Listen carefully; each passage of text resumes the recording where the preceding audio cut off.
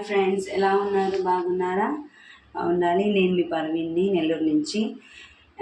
నేను ఈరోజు Sunday special ఇక్కడ నేను అరుజులు పూసిపెట్టడానికి పోతున్నాను అనమాట. అరుజులు 1 కేజీ తీసుకున్నాను.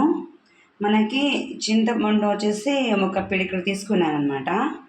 ఒక పెద్ద సైజు మామిడికాయ తీసుకున్నాను. ఒక 4 ఆనియన్స్ తీసుకొని 3 వచ్చేసి మిక్సీకి పట్టుకున్నాను. 1 సన్నగా తరిగి పెట్టుకున్నాను అనమాట. ఇక్కడ వచ్చేసి ఒక 5 టమాటాలు మిక్సీకి పట్టుకున్నాను అనమాట. ఇక్కడ వచ్చేసి కొంచెం ఒక 4 పచ్చిమిర్చి, కొత్తిమీర, కరివేపాకు. దానికి కావాల్సిన పదార్థాలు అంటే ఉప్పు, కారం, పసుపు. నేను దబలు పెట్టుకున్నాను. దీంట్లో ఈ ఆనియన్స్ వేసేస్తున్నాను అనమాట పేస్ట్. తర్వాత అల్లం, ఇది టమాటో జ్యూస్ వేసేస్తున్నాను. మనకి ఉప్పు 2 స్పూన్స్ వేసుకున్నాను. 1, 2, 3, 4 స్పూన్లు వేసుకున్నాను. 1/2 స్పూను పసుపు వేసుకుంటున్నాను. రసం వేసుకుంటున్నాను అనమాట. ఇక్కడ ఆయిల్ వేసుకుంటున్నాను. దాంట్లోనే 1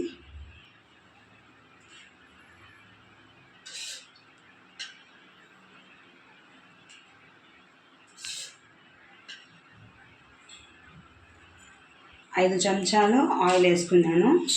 ఇప్పుడు ఏంటంటే ఇది మొత్తం బాగా మనము మిక్స్ చేసేయాలన్నమాట. బాగా మిక్స్ అయిపోయింది కదా. ఇప్పుడు మనము దీంట్లో కొంచెం వాటర్ పోసుకున్నాము.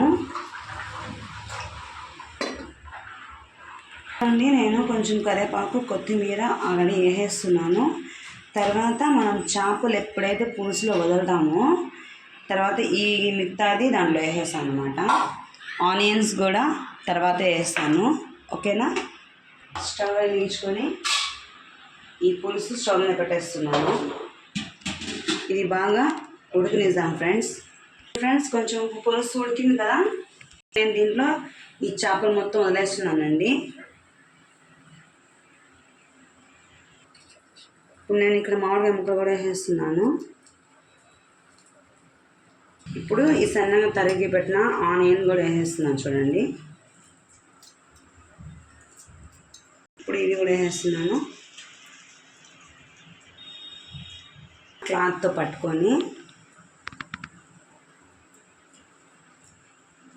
ఇలా దబరతోనే ఓన్లీ ఇలా చేయాలి.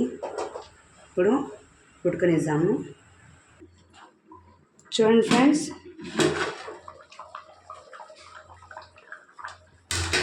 కూర ఉడికిపోయిందండి. ఇప్పుడు నేనైతే దీంట్లో జీలకర్ర, మెంతులు పొడి వేస్తున్నాను. చూడండి,